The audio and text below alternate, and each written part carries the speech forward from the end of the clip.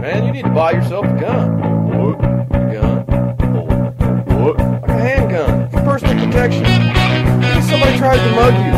What? What if your government tries to throw you in a can? What? You're gonna want a shotgun. Oh. What? One automatic rifle. And a lot of ammo. Gun? Yeah, gun. We're all set to riot. Buy a gun before you lose your Second Amendment. Buy a gun. They'll burn you out like a Waco. They'll stick your ass in a camp. Jackbooted cops in riot gear, gonna kick your ass and laugh. The revolution is on its way. Better lock and load your AK. Buy a gun, buy a gun, buy a gun, buy a gun, buy a gun, buy a gun, buy a gun before you wish you bought a gun. Buy a gun, buy a gun, buy a gun, buy a gun, buy a gun, buy a gun before you wish you bought a gun.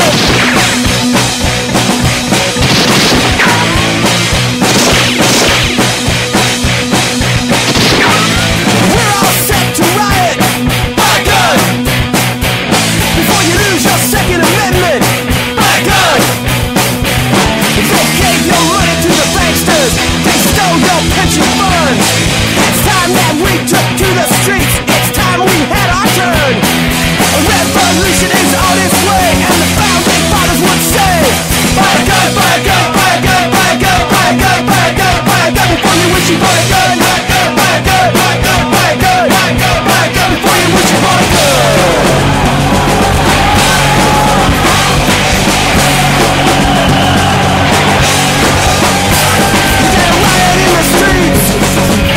Revolution's not clean and neat, you gotta riot in the streets. Revolution's not clean and neat, you gotta drag them through the streets.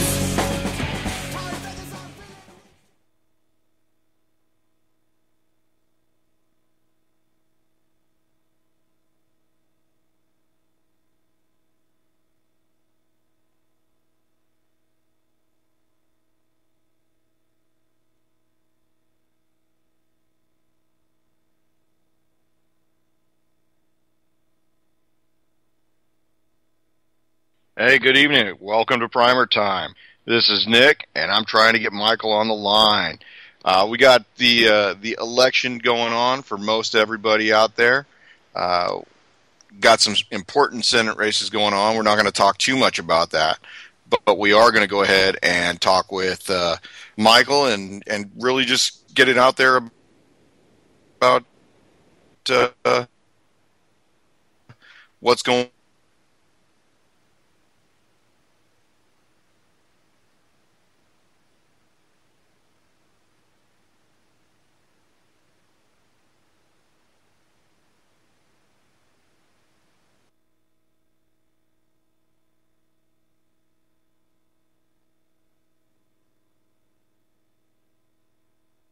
Is that it's not easy as it looks. Really, it's tough because you're sitting there trying to do stuff without a jig, and you don't always get the right amount of distance, and it can be tough. So one of the things that I recommend is that definitely get yourself a jig and make it so that you can go ahead and get on there, do your stuff exactly to the distance you want, and you should have a better product at the end. Nick, I think those are a wonderful idea. So, have you ever had one? I appreciate that. Yeah, no problem. Have you ever had a paracord sling for a rifle?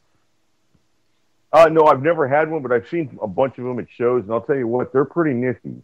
They add a degree of usefulness that's not present with other slings, and a degree of preparedness that's pretty good. Yeah, and I think that's one of the things that a lot of people like to see is that in a pinch, you've got a good amount of cordage. I know that the one that I'm actually trying to build for my buddy Chris will have probably close to between 120 and 110 feet of paracord in it. That's pretty nice.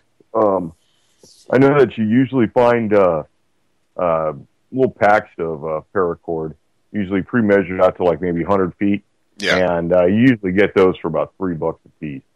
Yeah, I've actually, fortunately for me, I'm able to shop at the military installations, and they've got a good selection of the real 550 cord, what we call the 550 pound tensile strength, and we get them in all the subdued colors. We get them in like the browns, the tans, the blacks, the olive drabs.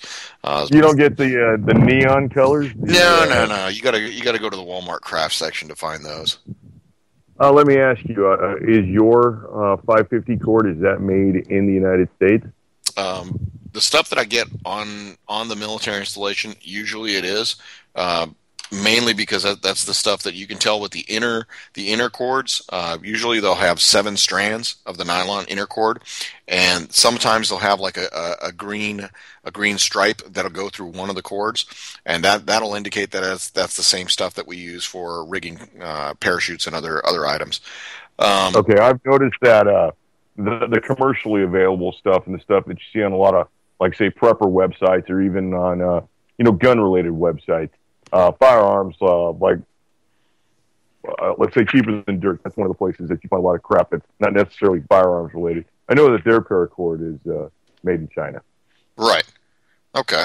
Well, and that's one of the things that when you're taking a look at things coming out of China, just like with everything else, manufacturing standards just aren't the same. I've seen a lot of guys that have used paracord that comes from China, and it doesn't have the same manufacturing standards. There's quite a few defects where there'll be individual little knots on the inside of the nylon, or whether the stuff just doesn't hold up.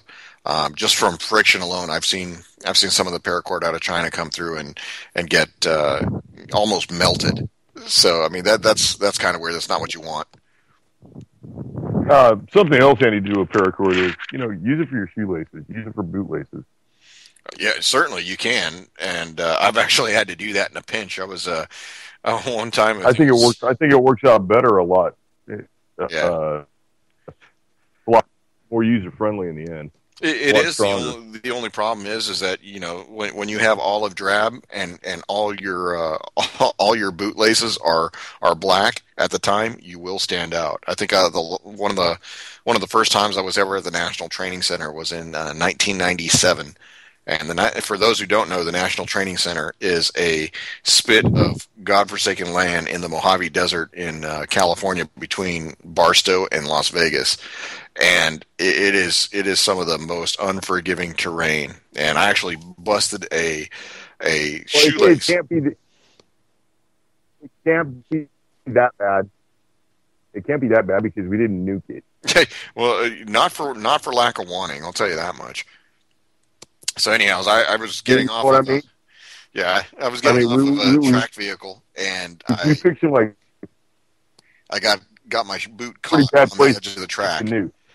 So after I got it caught on the edge of the track, the bootlace just snapped, and the only thing I had available was paracord. So that's what I used. And of course, at the time we still had the black combat boots, and so the laces are black as well. So with that, I had black boots and green laces. I stood out a little bit. That was your flare. That did count as one of my 36 pieces of flare. That's awesome. Yeah, paracord is pretty interesting. And then when you get into paracord, you also get into other, like firearms accessories. And you'll see a lot of this stuff. You may not see a whole lot of military surplus. I've noticed the military surplus drying up, but see a lot of stuff that made in China knockoff of Alice gear and mid '80s American combat equipment stuff. Right. Yeah, and that was the and then every flavor of the new Molly stuff that's popular with all the paintball kids and all that. Yeah.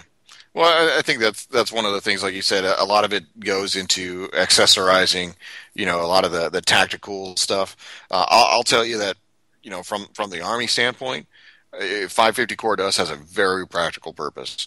And that is when you have anything that sits on a Picatinny rail system, or what we call the M1913 rail, you will have anything like, whether it's an ACOG, the Advanced Combat Optic Gun Sight, or any other attachments, they will be wrenched down on the pins but you'll also have that thing, double wrapped with 550 cord and attached at a hard point somewhere on that weapon.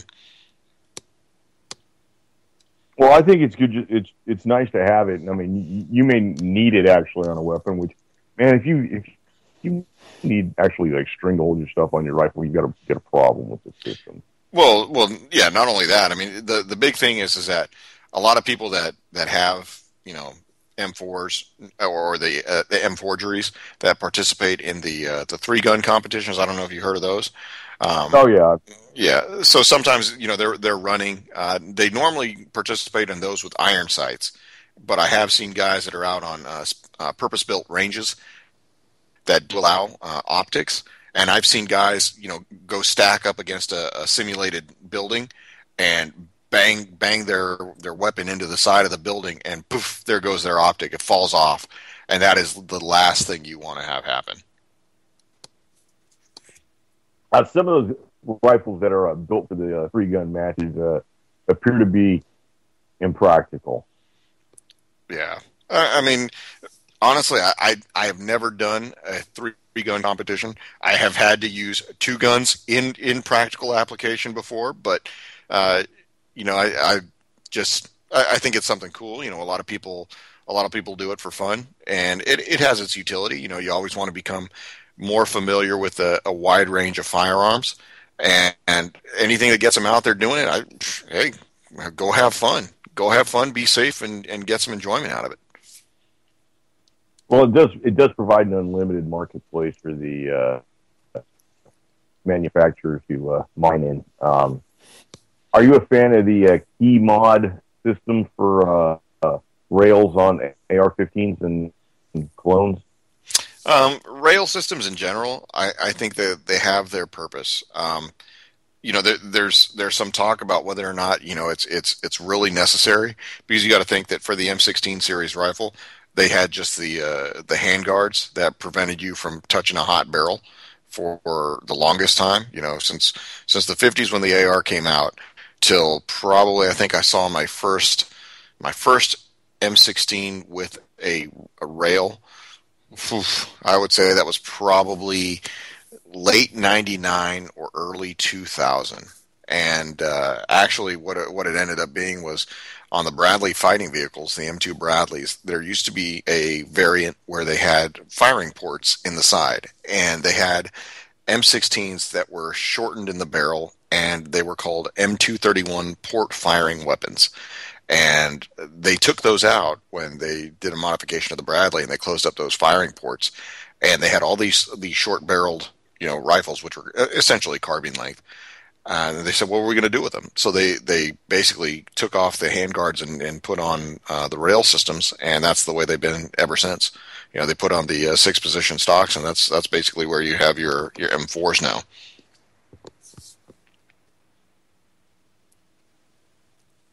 One of the things I think is great about I'm not a fan of the 6 stock. You there? Yeah, I'm here. Hear that beep? That was odd. Yeah, I didn't catch that, but Did you hear that beep? Nope. That was odd. So yeah, can you hear me, Michael? Yeah. So I don't like the fixed stock. Okay, yeah, I've got you. Okay. No. Yeah, I don't like the fixed stock. I do prefer the 6-position stock, only because it does.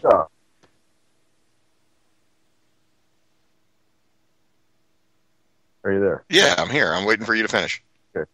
Oh no. I apologize. Getting a little bit interference there. Yeah, it just sounds like we're getting some intermittent feedback from Skype there.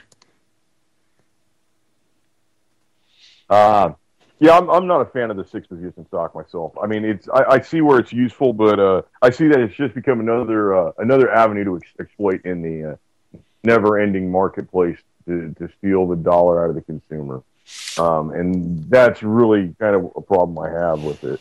I don't see a lot of innovation in the market. I see regurgitations of the same items over and over again. This is now this is 7.4 inches rather than 7 inches. Right. This is the generation 3.5 now with, more polymer parts to save you, like 6 grams or something like that. I after a while, like I'd almost like to go back to the old school where you didn't have any place to accessorize. Everything was on it. The iron sights were built in. There was no place to mount optics. There was, it was just rifle. Well, and I think that there is a market for that. However, I think that when the innovation that happened to spur the changes in the design, when they occurred, it was purpose driven. I honestly don't think that it was some, at least for the M4 series rifles, that it's maybe 100% necessary to do all the customizations to it. But I think that the rail system is definitely necessary, because when you think about it, maybe you want to attach a high power flashlight to it, something with 200 lumens or something like that. Like I said, I prefer to have a bipod on there because I do most of my shooting from the ground. Especially with an M4, I'm trying to get as low to the ground as possible, make sure that I have a low silhouette and a low signature, and you just can't do that standing up, because if anybody has ever tried to fire an M4 reliably carrying body armor, helmet, and these ballistic plates, you're going to have a tough time doing it. And a lot of it is muscle memory on how to make sure that you're firing and breathing at the same time, and maintaining that presence of mind to do things the same way you do them as you do them during training. But for the recreational shooter, okay, maybe they don't need as much. But I'll tell you, if I'm going to use my AR for home defense, because it is a shorter barrel and I can maneuver it in and out of a room very easily, I'll definitely want a light on it. I'll want a forward grip, and I may even go as far as saying that I want a magazine coupler. Because if I'm defending my house, I don't want to have to reach for stuff. I want to go ahead and drop a mag and repop it right as quick as I can. My God, who are you defending your home from if you need 60 rounds? Well, I do. I do live in the East Coast. You need to move. Yeah, that's bad. I mean, I'm all for defending your home with whatever you want to. I mean, I do see the amount of overkill that's available out there. I don't know. I'd rather see people spend their money on ammunition and good quality magazines, and get your sling, get your good holster for your pistol. Maybe a good quality scope. If you've got a rifle that necessitates the scope. But I don't think you need every clip-on device that's available out there. No, certainly. Really don't. And that was one of the things I was talking to you a little while ago. A lot of people don't tend to, when you see them at the gun shows, you've told me that a lot of them tend to have slings on their rifles. Yeah, no, I see a definite majority of guys that are carrying rifles rather than having a rifle slung and free hands to do whatever. And I see the same with pistols. Yeah. So with newer pistols, I see a lot of them like in a little plastic suitcase they come in. Rarely do I see a guy with a pistol in a holster that he's carrying it. Yeah. Well, I think that something I do see is people usually don't know the value of the holster that they have unless they paid a good high dollar for it. They don't really kind of count the value of the holster. Yeah, and certainly I don't think that I've ever really seen, in terms of private party sales, I don't think I've ever seen a AR-15 get sold with it. I don't think I've seen them sold more than a couple times in front of me, and every time it's just the weapon system itself. It's not a sling. It doesn't have it. And that's one of the things that kind of makes me think that, do these people just plan on, hand carrying it everywhere? I mean, that's fine if they do, but they're going to get tired. Yeah, that's something that I had noticed several times. At shows, and it's if you're actually working a show, you're stuck behind a table for approximately 8 hours, whatever, and you see these people come in, you start recognizing people, and the kid come in and they've got that brand new M&P 15 that they put God knows how me around through and not cleaned it, and decided that well now it's starting to like not fire every time, so might as well like, get rid of it and get something else. And they're carrying that thing almost at port arms when they come in by. Trip around by the table, well, they're almost dragging it by the flat side. Yeah, they're holding on to that A2 style front sight. That's yeah. That's funny. I think that we talk about it week after week. I mean, I think you outfit yourself with the most basic of necessities, whether it's a good quality holster for your pistol or a decent sling, something that's a little bit more than the 1-inch wide nylon. And that way you can actually take a little bit of the stress off of holding it. And, first off, here's a question for you. When you're out at the gun shows, if you do see people with slung weapons, are they carrying it barrel up or barrel down? At the show, if it's somebody who appears to be somewhat knowledgeable, they're carrying it barrel down at the show. If they've got a sign in the barrel, like they've got like a dowel with a hunk of paper, so it's hanging above people's heads, then they're carrying it barrel up. And it's usually guys with shotguns who are carrying shotguns or hunting rifles that are carrying a barrel up. If somebody's carrying it barrel down, it's usually an AR or an AK or something in the quote unquote assault rifle category. Yeah, well, and that's one of the things that living overseas in Europe. I was kind of shocked when I got over there and I saw how people were, and these are hunters. These are guys who are dedicated outdoorsmen. How I saw them carrying their rifles in Germany specifically. Imagine instead of having your rifle slung over your shoulder with the barrel up and behind your shoulder, in Germany they will have the rifle slung over their shoulder with the barrel up, facing in front of you. I don't know if I dig that, but maybe it's just because it's different here. Maybe I just haven't been exposed to it long enough to see the benefit of carrying it. And like I said, I was a little unsettled when I saw it the first time. But the way that they explained it to me is that they said, if you have it slung over your back, how can you watch where your barrel is? And I said, well, okay, yeah, that makes sense. So that's. I think that it has merit. Yeah, it can go either way, and I think that especially when it comes to the break open actions, it's funny because they'll break it open and they will carry it with a barrel, of course, facing in front of them, and I've never seen that before in the States. I'll carry a break open action open in the show. Right. If I don't have a problem doing that. I don't necessarily carry it that way in the field, but at a show I'll do that. But I mean, a show is a different place. A show is a place where really I'm going out of my way to not offend anybody, and I think as people go to gun shows, they'll find the place. That's the place where the little old lady can step on the gangster looking kid's tennis shoe, and the gangster looking go, "Excuse me, ma'am, I'm sorry, I was in your way." Yeah. And the fees part. Yeah. Well, I think that having a severe lack of gun shows and expositions in my area, I have to kind of depend on what's going on in other locations that are a little bit more friendly to firearms in general. I live in a pretty small town, but I'm very close to a larger university. And of course, we've got a overwhelming majority of those people that are affiliated with that institution being against guns, and I think that's why we don't have that. I think the public sentiment is just not there. I mean, we do have sportsmen in this area, we do have shooters.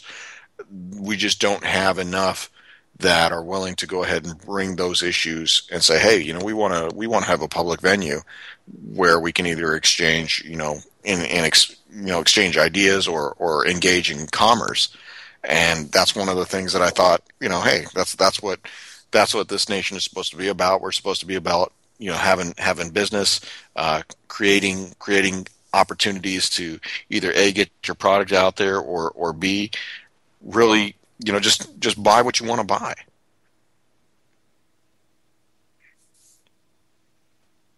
Well, I agree with you, and I think the fact that there's a lack of a general retail center or a an ongoing event in your area is something that you find in the larger, more heavily populated areas on the East Coast, unfortunately. Right. And you're in the birthplace of presidents and all that, but you're also real close to the mess. Yeah. To the mess. Yeah, and really that's all it is. I mean, here we are on election day, and I'll tell you what, I'll be straight up honest with you. I voted, and honestly, I only voted because a friend of mine's dad is running for a justice of the peace position, and he's always been a good guy to me, and I figure I'll go out and support that one guy. But every other guy, I voted for. Actually, I just wrote in my two dogs. I alternated writing in my dogs. I'll tell you what, that's nice. If my dogs do get elected, please see me about the bribery process. Okay. I will make sure that my dog, as commissioner of the railroad, will get your project approved. Yeah, I was going to say I would vote for Sasquatch and Chupacabra any day.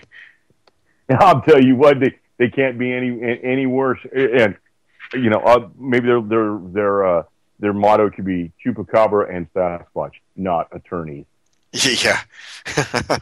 So, hey, Michael, did you get to make any ammo purchases this weekend?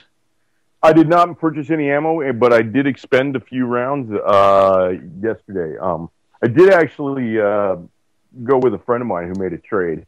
What was it? He ended up trading a Browning Highfire with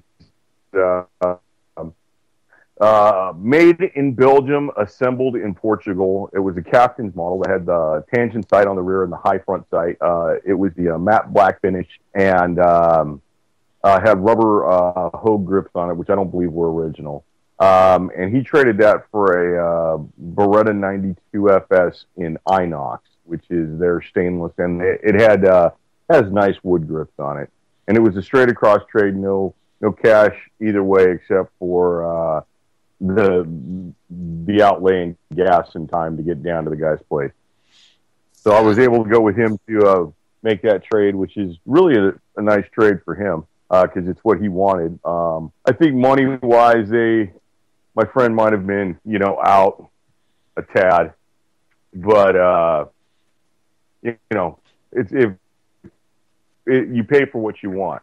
And then we did get a chance to go out and shoot. And I'm going to tell you what, I've really become a fan of smaller pistols, a heavier bullet.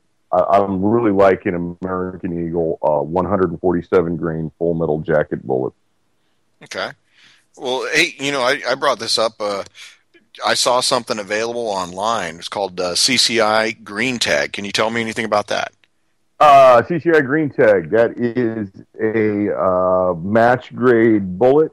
I believe it comes in 50-round boxes, and you can get a 100-round box, and it is quite expensive. It's not something you put in your 1022 and go ripping up cans in the field. Okay, so this is for precision shooting, not for just taking down the offending can of Coke. That's right.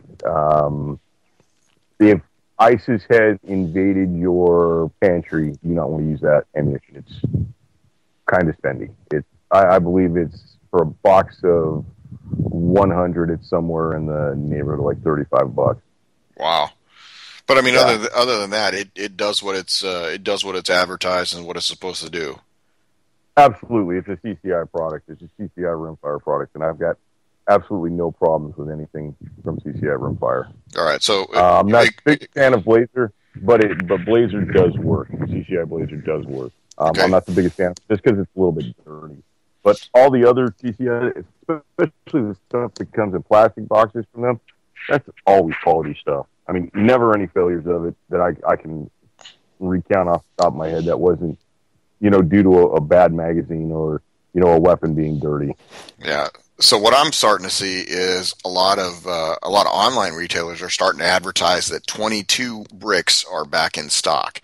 Have you ever heard of a manufacturer called CI out of Mexico? CI, that sounds very much like Aguila. So I'm guessing it's CI is Cartuchos Internationales. I was about to say, I think you're right on.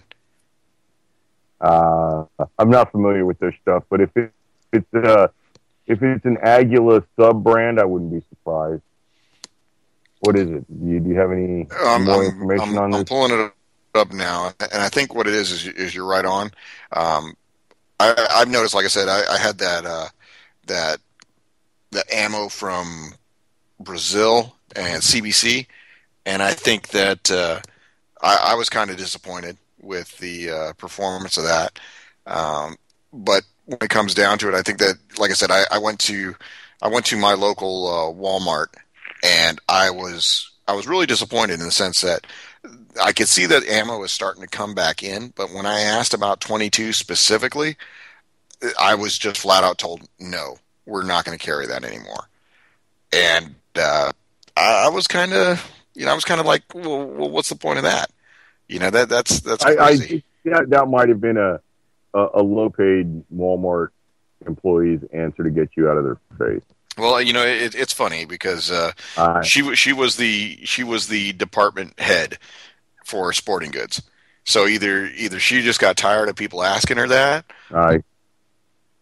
Yeah. So, but hey, to answer your question, that could be.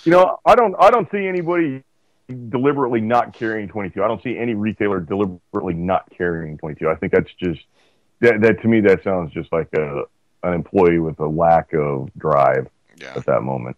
So to answer your question about the CI, these are rimfire cartridges out of Mexico. So you're right on that. And they're 22 long rifles, standard velocity. The brick right now is going for $59.99. Dear sweet Jesus. Yeah. That's quite expensive. That knocked the Moscows out of me. Yeah. Oh my, $59 for a brick of 500? Yep, brick of 500, 40 grain bullets, $59.99, down from $65. 1070. Oh well, what a bargain buy too. Jesus H Christ, write him a check. Yeah. And no, I said, say hold on, don't buy that. That's expensive. Yeah, I just and that's just the copper plated round nose. They do have the lead round nose, so I'm guessing that's their hunting variety for squirrels and whatnot. That's those are $65, but they are not in stock. But it was funny because I was on a online retailer and they were advertising that bricks were back in stock, so I was expecting to see some kind of Winchester or something like that, and lo and behold, Cartuchos International. Let me ask you, which retailer sent you this? This is deal. out of deal. This is out of Brownells online. Well, they're trying. Yeah, they are. Well, which is funny because the funny thing is that is the only brand of 22 ammunition that they have available. Everything that is on their page for 22, to include CCI, Federal, Remington, Winchester, it's all sold out. Everything in 22 is completely sold out. Well, so it's back, kinda. Yeah, I'm not seeing it. And like I said, I literally have not seen anything other than 22 rat shot in a store in months. Well, I'll tell you what. While you were gone overseas gallivanting and playing with the Celestials, the big purge and urge and surge and buying came on here, and 22 dried up rather rapidly. And there for a while, all you could get was 17. You get 17 HMR and 17 Mach 2. And 17 HMR is just basically a 17 caliber bullet in a 22 Magnum. And 17 Mach 2 is a 17 caliber bullet basically in a Stinger length case 22 long rifle neck down. And you could get plenty of that. And there were tons of rifles and pistols being made in 17. I'd never seen so many of those in my life. And those were flying out of the shelves. and people were getting ammo for them. And now you can't get ammo for those, and you can't get, the 22. Right. I mean, you can get 22, but you're paying for it. Right, and then that leads me to the question. I think that's one of the questions that I asked way back when was, all these guys that have these rifles, are they gonna hold on to them, or are they gonna sell them, or because obviously unless you had a stockpile of ammo beforehand, or you're one of these guys who hangs out at the Walmart at fucking 3 a.m. What are you gonna do? A normal guy like me who's got one 22 rifle in my collection, and it is a single shot that you gave me. I have the 47 rounds of ammo left, and I have not touched them because I don't know when I'll get more. Yeah, well, I mean, I'm not in that situation. I've got, just a bit more than 47 rounds put away. But, I guess that's just like anything. You've got quite a few rounds of 8mm and other rounds that you use in what you would consider a greater quantity at home and on hand. I just think when it comes up and you find yourself a couple bricks, you don't buy 4 or 5 of them and put them away, when you can find them. Right, yeah. Well, and that's one of the things that I think that going forward here is that if I do see them, that's on my mind to really go ahead and take advantage of it. And now that I do have the functioning AR, I've started noticing picking up the ammo online instead of in the big box store, because you can find the ammo online half the price of what you would find it at any retailer. Right. In the big box store, it's anywhere between 40 and 60 cents a round. Online, You may be even able to find it as cheap as 25 cents a round. Yeah, and that's one of the things that I think the savvy purchaser will go ahead and do their homework. And education is priceless, and I mean, I see that on a bunch of the boards that I look at for the secondary market items, and people just have no idea how to do research as to what they have, or how to determine or assay the value of something. Right. And a lot of times they'll just say, "Hey, what's the value of this?" or "How much can I get for it?" And that leads to guys giving you strange and inflated numbers. I think it's better for you to find out and do some research and some comparison shopping on your own. There's a multitude of resources out there for the average consumer to get out there and find out comparative value. Right, and I think that's one of the things that having the internet available to you makes your searches that much more effective. I remember the days of when we had to call a store, wait online, try and wait on hold, trying to get a hold of an associate who really, kind of gave a crap about their job to answer. I'm a tad older than you. I remember hijacking the fax machine at work and calling a gun retailer to send me a copy of their weekly newspaper ad. Yeah, exactly. So I think that nowadays I used to kind of think that, hey, you know what, if somebody doesn't take the time to learn about the firearm or the ammunition that they're trying to sell, I'll do the nice thing and kind of go back at it. But nowadays I look at it like, well, if I'm taking the time, and time is money, if I'm doing that to do the research, and you decide that you want to go ahead and sell to me at a much lower than market value, well, that was buyer beware. That I was smart versus somebody who was not. I got no problem. Education can cost you. Yeah, that's true. So, the way I'm looking at it now is, what am I going to do with what I got? And starting to build up the 5.56, ammo collection, and then really starting to make sure that what I do have for my hunting rounds, that I've got at least 50, 60 rounds on hand of each one, and I'll probably have quite a bit more of the 308 Winchester.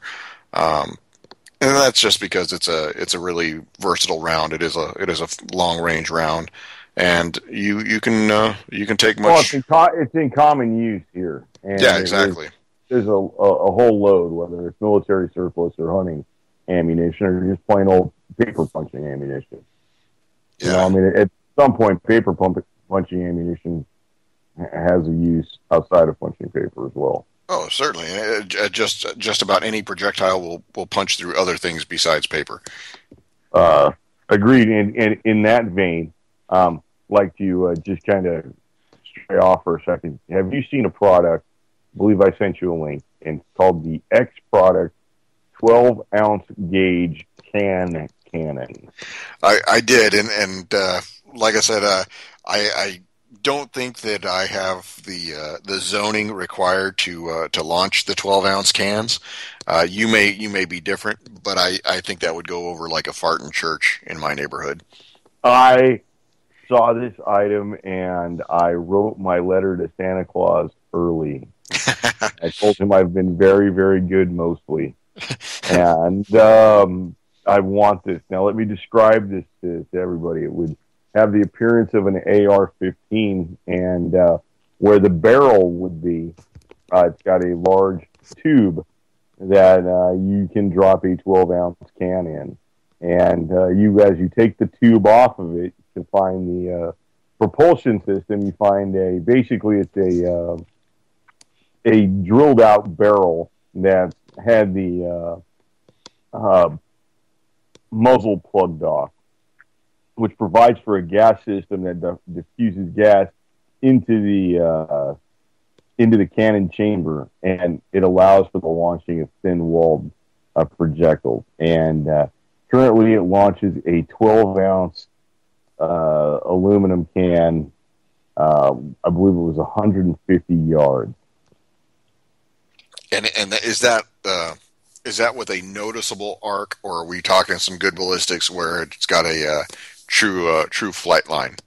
They were shooting it in the air, and it was hitting the 100, like it was landing at 150 yards. Okay. So I would think in a straight line, if you were to get 20 yards, you would be doing very well. But I'll tell you what's the all right, so let's talk about the propulsion for it for a second. It looks exactly like an AR-15. I believe it is an AR-15 lower and upper. It's fired using standard military blanks. And I don't know, I see a lot of fun with it. I was going to say. The possibilities are endless with such a device. Yeah. Well, I tell you what, you get hit in the chest with a 12-ounce can, and you get hit with it by somebody throwing it at you, you're going to have a bad day. You can imagine. I would dare say if you were to pop somebody in the noggin with a 12-ounce can fired out of that thing, it would not turn out well. Yeah, I think you might be wanted for speaking with by the local authorities. Yeah, that wouldn't be yeah, but I mean, now they were also taking it. They were firing these cans up in the air, and then people downrange were actually shooting at them like skeet with shotguns. Wow! And I thought that reactive skeet. That's fun for the launcher and fun for the shooter. Yeah. Well, I mean, if you got the space and the zoning available, I think that's great. I don't think it's something you can take to the park. Yeah, not really. But check that out. It's from xproducts.com. And it's just letter X, the word products.com. The cannon. It's pretty nifty. I think I'm gonna, as soon as I can free up some funds, I don't know, I'll sell the other kidney. And well, I mean, yours may not get as much as somebody else's, but I hear the going rate is 500. Well, I mean, I really want one of these, so I'm willing to just make a straight across trade. Oh, that'll do it. It's a pretty nifty item. But as with any item such as that, even a flare gun or hell, even a glue gun, there's safety involved. And the first rule is that every firearm is loaded until you visually and physically inspect whether it's not. So be on the lookout for that. Rule number 2, keep that muzzle in a safe direction at all times. Don't point it at anything you don't want to destroy. Rule number 3 is know what your target is and know what is beyond your target. And I'm going to hustle up to the 4th rule because it's the most important one, and it's keep your booger hook off the bang switch until you are ready to discharge the weapon. That's the most important, Nick. I hate to harp on it, and I've got to harp on it every show. Keep your finger off the trigger until you are ready to fire it. Just recently, at the show I see it, my friend is actually pretty good about it because I've harped on him about it. So he's starting to get with the program. But, I mean, in the online forums, I see people almost on a daily basis who post a picture of their Glock photo with their finger on the trigger. And, it's disturbing. And, I mean, they are negligent occurrences waiting to happen. And, I mean, as we see right now, Washington State, there's some legislation that could affect citizens there going on. And that kind of behavior just doesn't help our cause.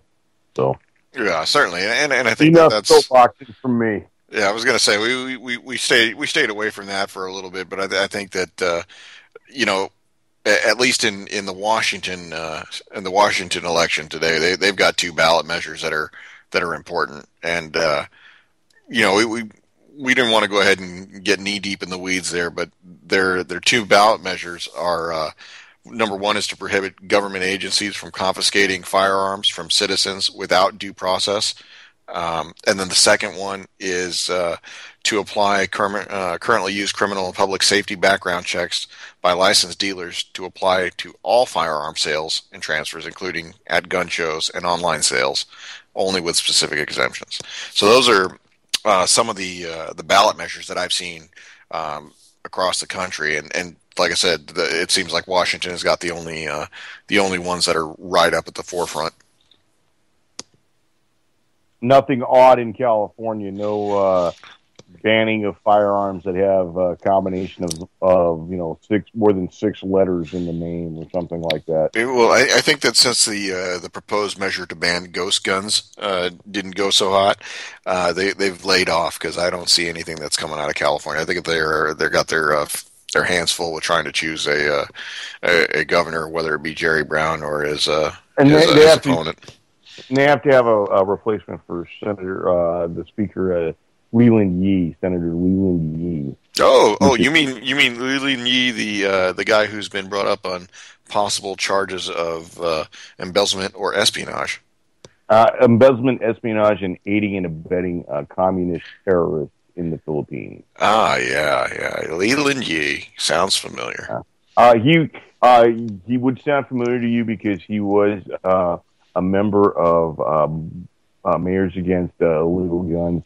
He was a proud supporter of handgun ban. What was the handgun violence?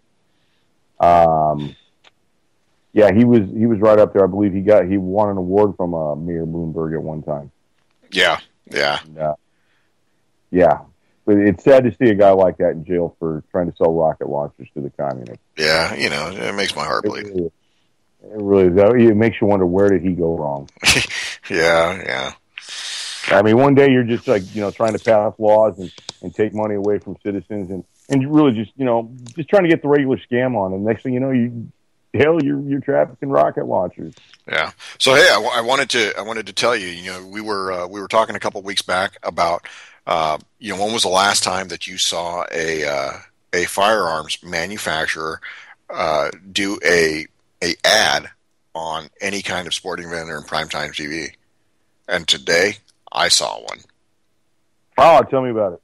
So I was actually watching the initial election results. Some of the returns were coming in early, and lo and behold, Henry Repeating's Arms came out with a commercial. They had their founder's grandson, and he basically went through and did the 1 minute TV commercial, and showed how Henry rifles are made in the United States from U.S. sourced parts, and I thought it was great. A lot of people like Henry rifles, and that kind of got me thinking. Maybe it's time to buy a Henry Octagon Barrel 22. I'll tell you what. I've got a friend with a Henry rifle. He really, really enjoys it, and I'll tell you what. pretty damn accurate from when I've had the opportunity to fire it a couple times, and it's pretty nice. Yeah, and that's one of the things. I'm not used to having a tubular magazine except for my shotguns. So that was something I thought, what, getting into the obscure caliber for me, which 22 is, since I don't ever see them. What do you think about something like a 45-70? I think it's very, very expensive. That's my biggest concern with 45-70. Yeah, I mean, to me, that would be something that you'd want to do hand loads on, mainly because you want to save the brass. I do see it in stock, but not to the extent that I see 30-30 in stock. But absolutely not. And when you do see it in stock, please note the difference in price. Oh, certainly, yeah. The difference in price is striking. It's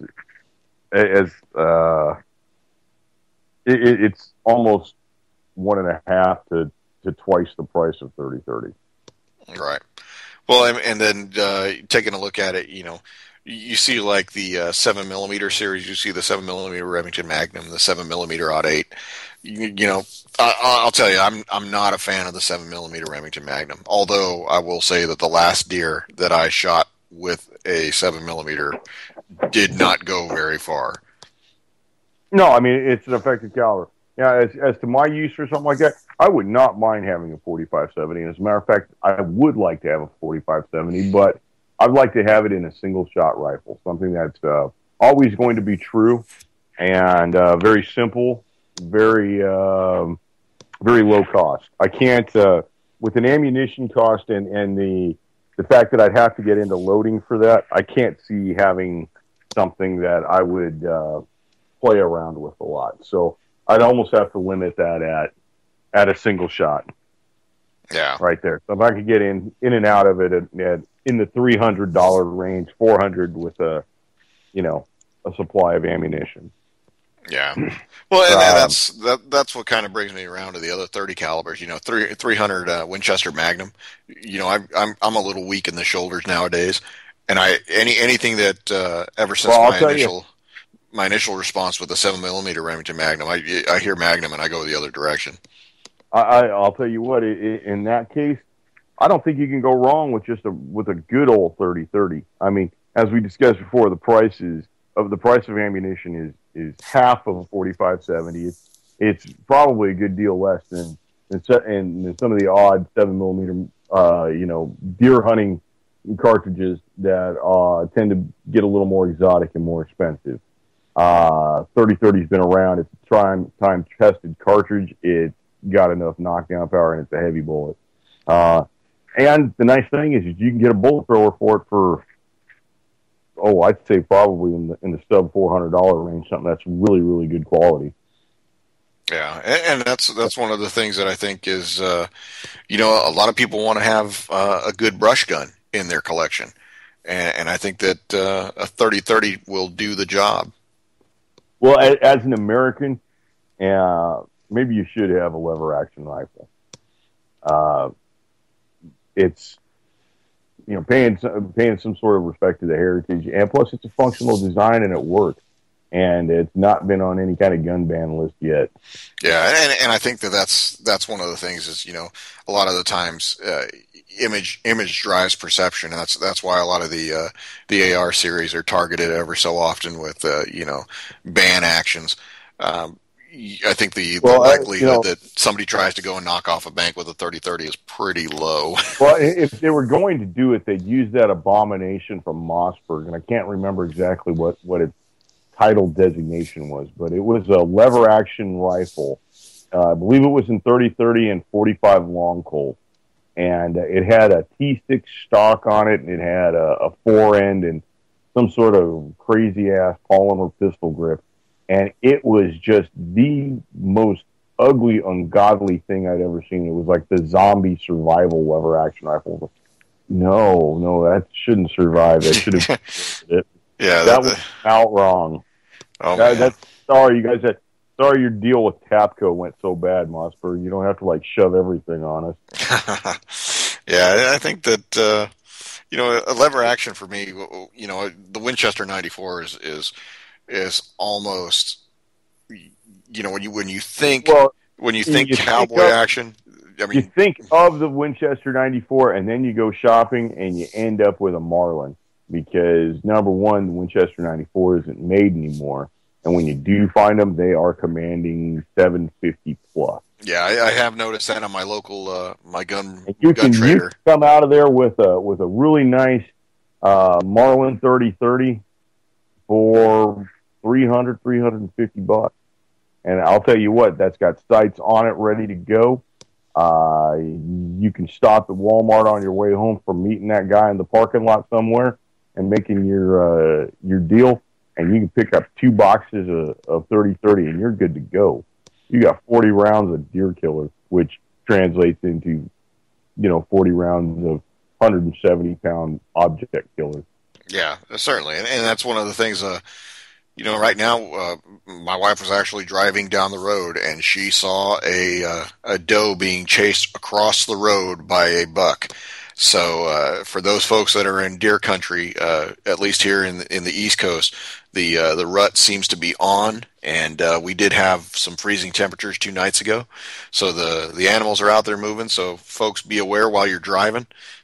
Take some time to slow down a little bit, and if you are going to hit that deer, do not swerve. Just go ahead and hit the deer. You're going to hit that deer, hit it right between the shoulders. Certainly.